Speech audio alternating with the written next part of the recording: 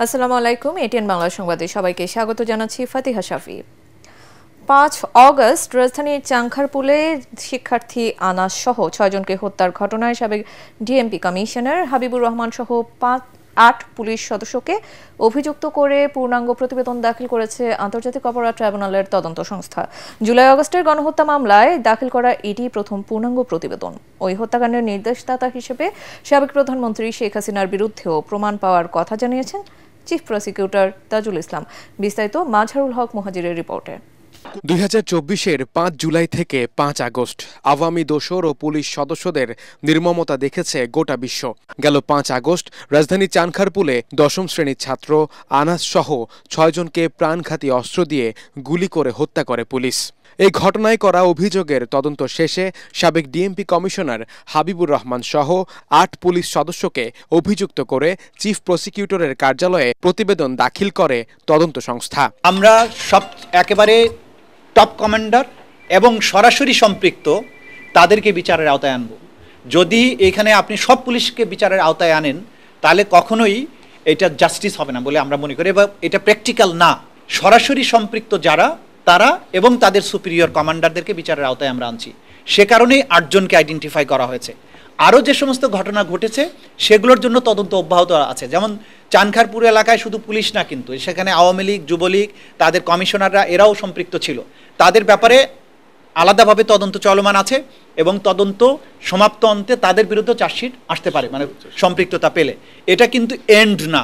মূলত এই হত্যাকাণ্ডের নির্দেশদাতা হিসেবে সাবেক প্রধানমন্ত্রী শেখ হাসিনা, সাবেক স্বরাষ্ট্রমন্ত্রী আসাদুজ্জামান খান কামাল, বিভিন্ন বাহিনী ও প্রশাসনের ঊর্ধ্বতন কর্মকর্তারা সহ তৎকালীন আওয়ামী সরকারের উচ্চ পর্যায়ের অনেকের জড়িত থাকার প্রমাণ পেয়েছে তদন্ত সংস্থা। তবে শেখ হাসিনা সহ বাকি সুপিরিয়র কমান্ডাররা জুলাই আগস্টে সারা দেশে সংগঠিত অনেকগুলো হত্যাকাণ্ডে যুক্ত থাকায় তাদের বিরুদ্ধে আলাদাভাবে তদন্ত চালাচ্ছে আন্তর্জাতিক অপরাধ ট্রাইব্যুনালের তদন্ত সংস্থা। শেখ হাসিনার বিরুদ্ধে সমস্ত বাংলাদেশের সব অপরাধের বর্ণনা আসবে, সেক্ষেত্রে চানখারপুলের যে বর্ণনা সেটা ওটার মধ্যে সম্পৃক্ত হবে। এটা যেমন অ্যালোন চানখারপুলের ঘটনা, শেখ হাসিনার বিরুদ্ধে চানখারপুলের যে অভিযোগগুলো আসছে সেগুলো তার অভিযোগের সাথে যুক্ত হবে, তার সাথে যাত্রাবাড়ি যুক্ত হবে, নরসিংদী যুক্ত হবে, রংপুর যুক্ত হবে, এইভাবে বাংলাদেশের সবকিছু যুক্ত হবে এবং সেটা সুপিরিয়র কমান্ড রেসপন্সিবিলিটি আকারে তার বিরুদ্ধে আসবে। এই মামলায় ৮ আসামির মধ্যে ৪ জনই পলাতক। বিচার শুরুর পর আসামিরা আত্মসমর্পণ না করলে রাষ্ট্রের পক্ষ থেকে তাদের জন্য আইনজীবী নিয়োগ করা হবে বলেও জানান চিফ প্রসিকিউটর। মাজহারুল হক মুহাজির, এটিএন বাংলা, ঢাকা। স্বতন্ত্র কৃষি বিশ্ববিদ্যালয় প্রতিষ্ঠা সহ ৮ দাবিতে এগ্রি ব্লকেট কর্মসূচি পালন করেছেন কৃষি ডিপ্লোমা শিক্ষার্থীরা। রাজধানীর খামারবাড়িতে কৃষি সম্প্রসারণ অধিদপ্তরের সব ফটক আটকে দিয়ে আন্দোলন করেন তারা। এতে সব দাপ্তরিক কার্যক্রম বন্ধ হয়ে যায়। অধিদপ্তরের আন্দোলনকারীরা বলছেন, দীর্ঘদিন ধরে তাদের যৌক্তিক দাবিতে সব পক্ষ আশ্বাস দিলেও তার বাস্তবায়ন নেই। তবে কৃষি সম্প্রসারণ অধিদপ্তরের মহাপরিচালক সাইফুল আলম এটিএন বাংলাকে জানান, সপ্তাহখানেক আগে এ বিষয়ে শিক্ষা মন্ত্রণালয়কে জানানো হয়েছে, এখনো চূড়ান্ত সিদ্ধান্ত হয়নি।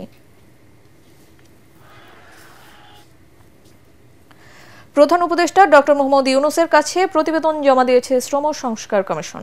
দুপুরে রাষ্ট্রীয় অতিথি ভবন যমুনায় প্রধান উপদেষ্টার হাতে রিপোর্ট তুলে দেন কমিশন প্রধান সৈয়দ সুলতান উদ্দিন আহমদ সহ অন্য সদস্যরা। জাতীয় ন্যূনতম মজুরি কাঠামো, ট্রেড ইউনিয়ন করার অধিকার নিশ্চিত করা, কর্মক্ষেত্রে আহত নিহতদের পরিবারকে ক্ষতিপূরণের নতুন মানদণ্ড, মাতৃত্বকালীন ছুটি নিশ্চিত করা সহ বেশ কিছু গুরুত্বপূর্ণ সুপারিশ রয়েছে কমিশনের প্রতিবেদনে।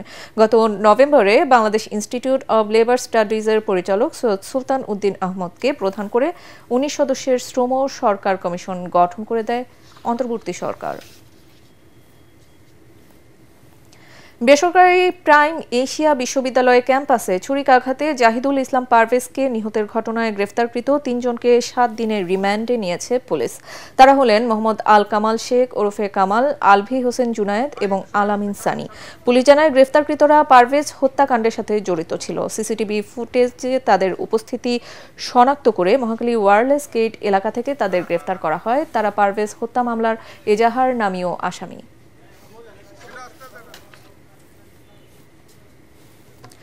ক্যাথলিক খ্রিস্টান ধর্মের সর্বোচ্চ ধর্মগুরু পোপ ফ্রান্সিস মারা গেছেন। সোমবার তিনি মারা যান বলে নিশ্চিত করেছে ভ্যাটিকান।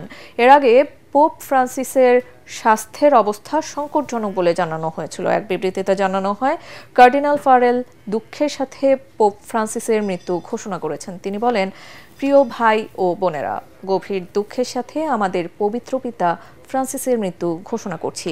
মৃত্যুর সময় তার বয়স হয়েছিল ৮৮ বছর। এদিকে পোপ ফ্রান্সিসের মৃত্যুতে ফ্রান্সে ২ দিনের শোক ঘোষণা করেছে দেশটির সরকার। এছাড়া পোপের মৃত্যুতে গভীর শোক প্রকাশ করেছেন প্রধান উপদেষ্টা ডক্টর মোহাম্মদ ইউনূস।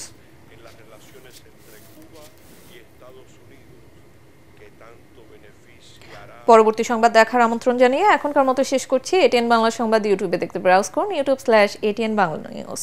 ধন্যবাদ সবাইকে।